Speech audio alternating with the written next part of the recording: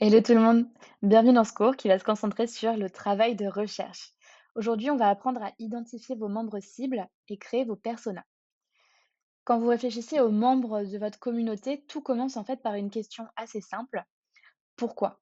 Pourquoi est-ce que vos membres ont fait le choix délibéré de rejoindre votre communauté et pourquoi est-ce qu'ils y restent? Quelle est la valeur qu'ils en retirent? Quel est leur intérêt à faire partie de votre communauté? Parce que si vous comprenez ça, vous allez pouvoir comprendre comment leur apporter encore plus de valeur et les engager plus efficacement. Et pour comprendre les attentes de vos membres, bah, il faut commencer par comprendre leur motivation, qu'elle soit assumée, donc concrètement connue, conscientisée ou non.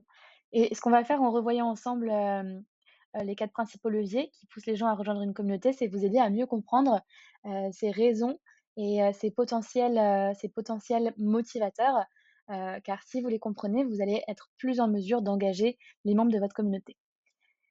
Première raison, l'appartenance identitaire. Les communautés, elles se forment souvent parmi ceux qui partagent une notion d'identité commune. Par exemple, les membres de groupes d'anciens élèves qui partagent une histoire commune dans le même collège, la même université, la même école. Cette expérience, elle a contribué à façonner leur identité en tant qu'individu, en tant qu'anciens élèves. Et ils vont rejoindre les groupes d'anciens élèves pour entrer ou rester en contact avec des personnes qui partagent cette identité. Ça marche aussi avec les groupes d'anciens stagiaires, les anciens collègues, par exemple, ou encore les groupes d'expats. Les expériences communes de vie, elles lient les gens de manière très, très puissante. Et les membres de ces communautés, ils se retrouvent sur des plateformes de manière formelle, par exemple sur Copains d'avant, dans des associations d'alumni, ou bien de manière informelle, dans des groupes WhatsApp ou Facebook, par exemple. Deuxième grande raison qui pousse les gens à intégrer une communauté, les groupes d'intérêt. Ces communautés, elles regroupent des membres qui partagent une passion commune pour un sujet, un loisir, une activité spécifique. Et cette passion, cet intérêt, bah, va les unir. Sport, art, développement perso, voiture de luxe, philatélie. Il y a vraiment des communautés qui lient des gens autour de tout et n'importe quoi. On peut citer par exemple, comme j'ai mis sur ces slides, les Porsche Club, aux 4 coins de la France, ou bien la communauté des runners de Nike dont on parle dans cette, formation, plus en détail, ou bien les digital nomades qui sont membres de la communauté Nomadlist. Les possibilités sont vraiment infinies. Troisième grand moteur d'incitation, le plus empreint d'émotion, je pense, et le plus perso, c'est la raison d'être. Souvent, les gens vont chercher à donner du sens à leur quotidien, notamment en réalisant quelque chose d'important pour eux, qui leur tient à cœur ou qui va dans le sens de leurs aspirations intimes. Ça peut être, soutenir des causes sociales ou sociétales, comme rejoindre une communauté féministe, LGBTQ+, lutter contre la pauvreté, les droits des animaux ou bien la politique, par exemple. Sea Shepherd va réunir les amoureux des océans qui veulent protéger la faune océanique. 1% for the Planet réunit des entreprises qui ont décidé de donner 1% de leur chiffre d'affaires à des associations de préservation de l'environnement, etc., etc. Et last but not least, il existe aussi des communautés au sein desquelles les membres sont liés par un objectif commun. Ça peut être développer un réseau professionnel, se former à l'investissement perso, le site devenir rentier par exemple, apprendre à optimiser ses dépenses avec, entre autres, la communauté qui échange sur le site, radin.com. Les membres qui participent, en fait, il y a vraiment cette notion d'objectif. Ils y participent, par exemple, pour, obtenir des références pour leurs entreprises respectives et quel que soit le cas d'usage, ils vont essayer de trouver des scénarios gagnant-gagnant pour chacun d'entre eux. Bien sûr, on vient de voir 4 objectifs distincts, mais il y a souvent plusieurs raisons qui vont pousser les gens à rejoindre des communautés. Ces raisons, elles se recoupent, elles se complètent, mais la plupart du temps, il y a un objectif principal qui se dessine et qui révèle ce que vos membres recherchent. Et justement, bah, votre job à vous, c'est d'identifier ce ou ces objectifs prédominants pour ensuite faire comprendre clairement à vos futurs membres comment votre communauté y répond. Pour pouvoir faire mouche, faire grandir votre communauté, pour l'engager efficacement, vous avez besoin d'avoir ce niveau de compréhension, de granularité de ce qui se passe dans la tête de vos potentiels membres ou de vos membres existants pour anticiper leurs besoins et les servir au mieux. Et comment est-ce que vous pouvez y arriver? En créant du contenu et des offres adaptées. On y reviendra plus tard en détail dans un prochain module, mais par contenu adapté, on va entendre principalement des sujets qui intéressent votre audience cible, qui répondent à ses interrogations, ses intérêts, ses besoins, ou bien des formats de contenu, audio, écrit, visuel, vidéo, qui eux correspondent aux préférences de consommation de l'information de votre communauté.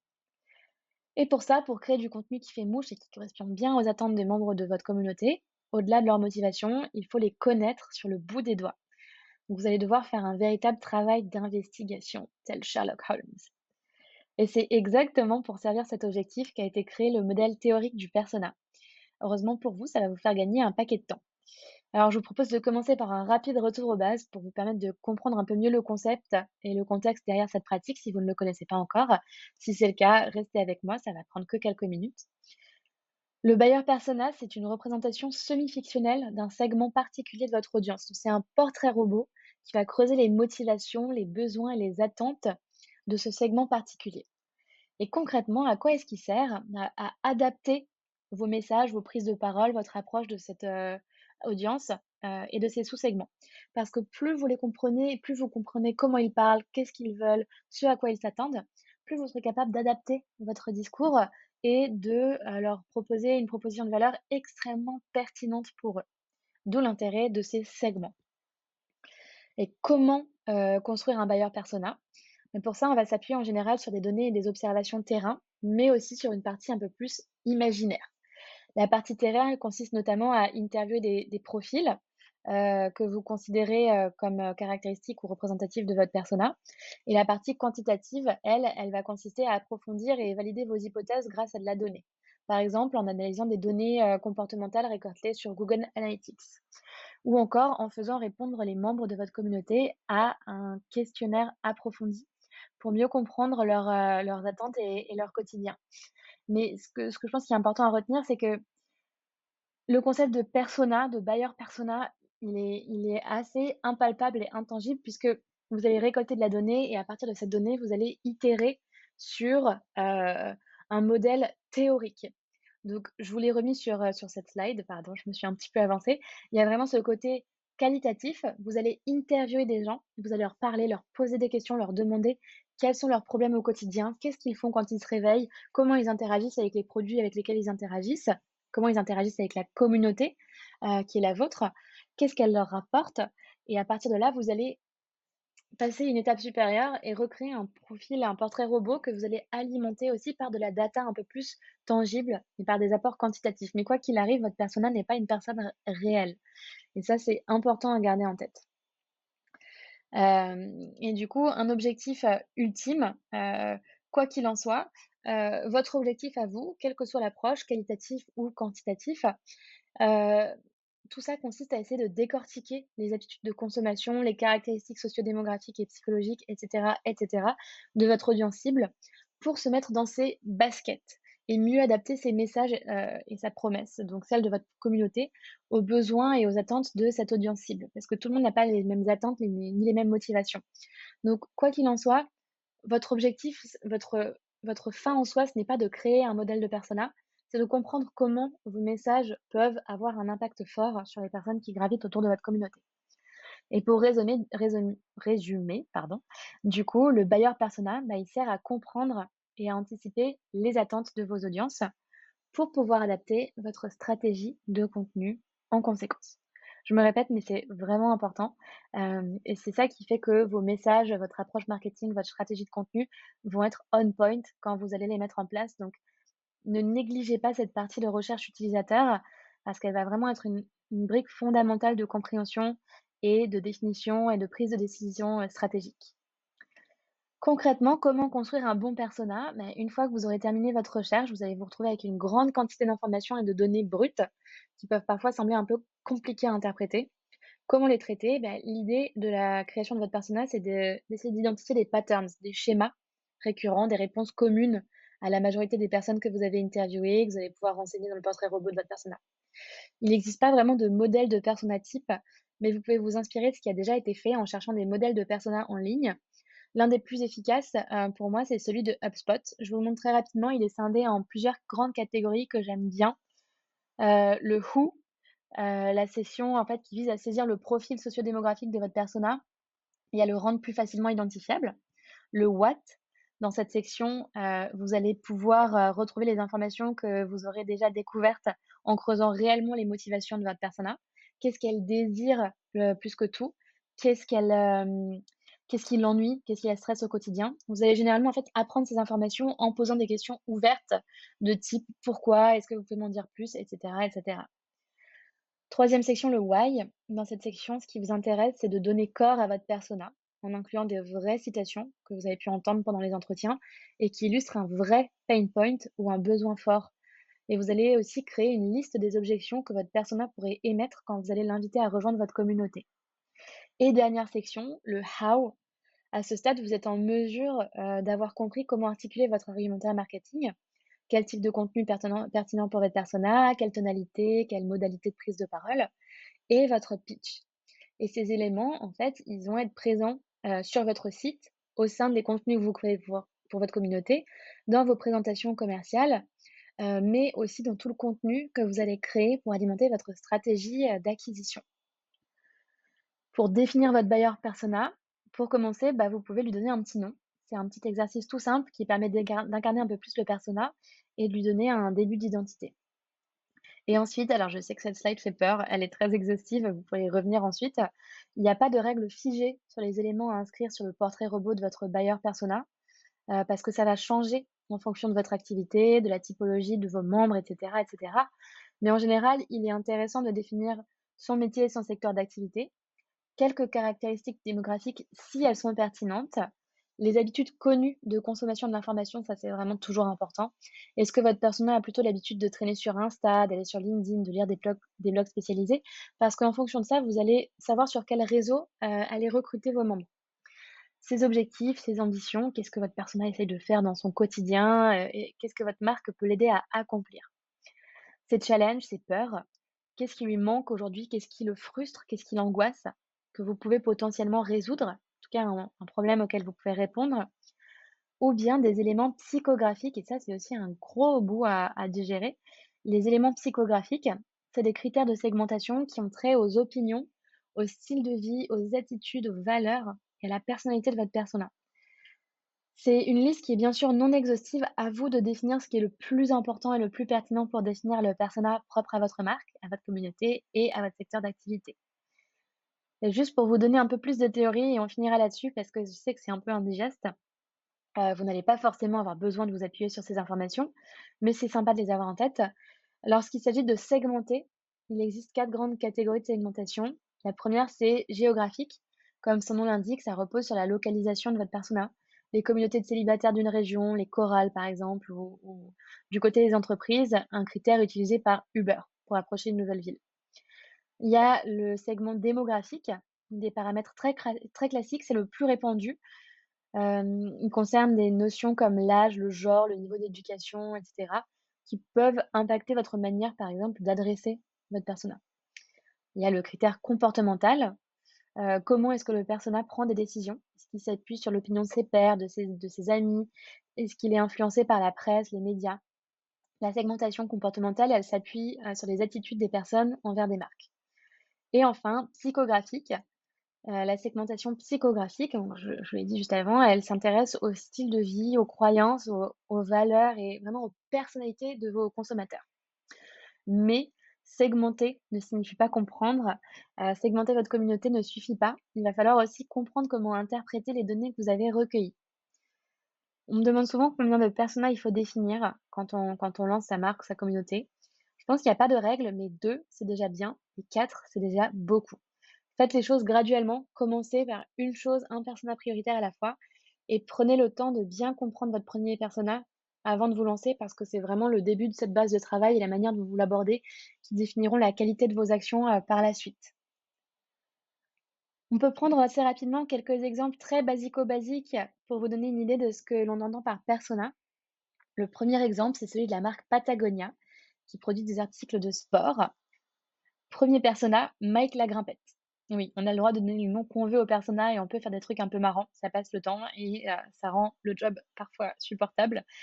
Donc Mike, je vous ai fait un truc vraiment très simple et très basique. Les personnages ne ressemblent pas à ça dans la réalité, ils sont beaucoup plus complexes, hein.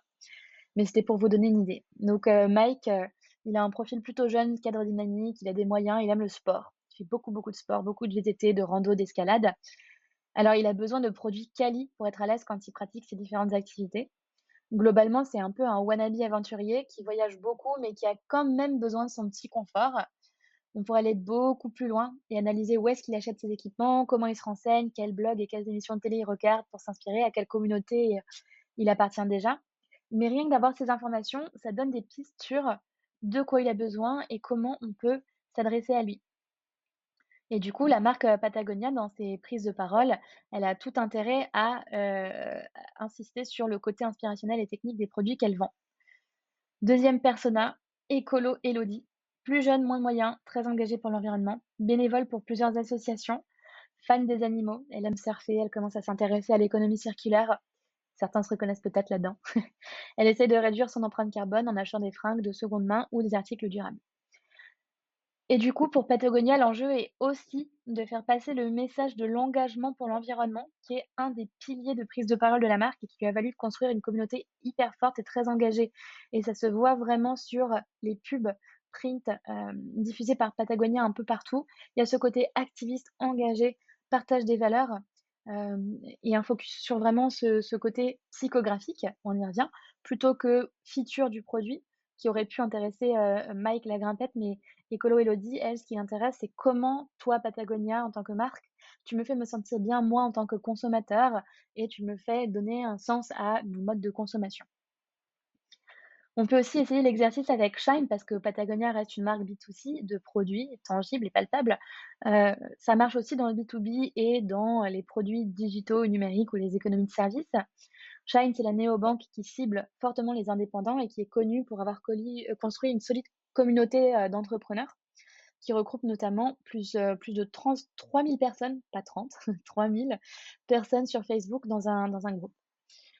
Et je vais sûrement me faire, taper sur les doigts si quelqu'un de Shine voit ces slides parce que, ces personnages ne sont pas très, très fins, je sais et je l'ai déjà dit sur Patagonia. Ils sont assez grossiers, mais encore une fois, c'est pour vous donner une idée générale. Et bref, revenons à nos moutons. Ici, on a John CEO, qui est dirigeant d'une petite start-up en pleine croissance. Pour un persona B2B, il est assez rare qu'on doive s'intéresser à ses aspirations ou ses valeurs. Ceci étant dit, les marques qui ont une approche éthique peuvent faire la diff. Mais en tout cas, la valeur recherchée sur le B2B, elle a plutôt trait aux activités professionnelles au quotidien, aux aspirations, aux ambitions. Alors vous remarquerez que John CEO, il est très différent, et très différemment présenté que Mike Lagrimpette ou Écolo Élodie. John CEO, ce qui l'intéresse, c'est d'organiser et structurer sa boîte pour accompagner efficacement sa croissance sans se ruiner. Mais c'est difficile pour lui de faire confiance à un prestataire de logiciels adapté et de choisir qui utiliser. Alphonse, lui, il est freelance. Ce qui l'empêche de dormir la nuit, c'est la peur de ne pas trouver des clients. Il est administrophobe aussi, comme beaucoup d'entre nous, et il a 4 ans de retard sur le paiement de ses cotisations URSSAF, parce qu'il n'a jamais rien compris et que l'idée de se connecter à son espace membre lui donne des sueurs froides. Du coup, pour Shine, l'enjeu, il est clair, que ce soit pour John ou pour Alphonse, c'est éduquer, rassurer, accompagner et convaincre. Et c'est notamment pour ça que l'univers visuel de la marque, il est très doux, très coloré. Il fait ressentir une forte proximité. Les clients, ils sont adressés par leur prénom, le choix de la sémantique qui n'est pas laissé au hasard, copilote des indépendants, pensée pour les entrepreneurs. La personnalisation ici, elle est clé et Shine crée aussi de nombreux articles sur son blog pour aider les indépendants et les entrepreneurs à mieux comprendre et à mieux gérer leurs obligations légales. C'est une bonne manière finalement de créer cette confiance et ce sentiment d'appartenance à une communauté forte et engagée dans laquelle il y a beaucoup d'entraide et ça va souvent contribuer à lever les barrières à l'entrée et l'hésitation des nouveaux prospects, qui ont peur de faire confiance à un nouveau prestataire. Je pense que c'est vraiment un très bon modèle et je vous invite à aller consulter ces 2 marques, à regarder les contenus qui sont produits parce que ce soit en B2C ou B2B, elles sont géniales, elles déchirent et elles ont des communautés très, très, très, très, très puissantes. D'ailleurs, Shine a eu une communauté avant d'avoir un produit. J'ai interviewé Estelle dans le podcast de Storyline sur ce point et c'est un peu assez passionnant de voir à quel point, la communauté a une place, prédominante depuis le début, de l'existence de Shine. Voilà, c'est tout pour ce module. À vous de jouer et de construire votre persona. Merci pour votre attention.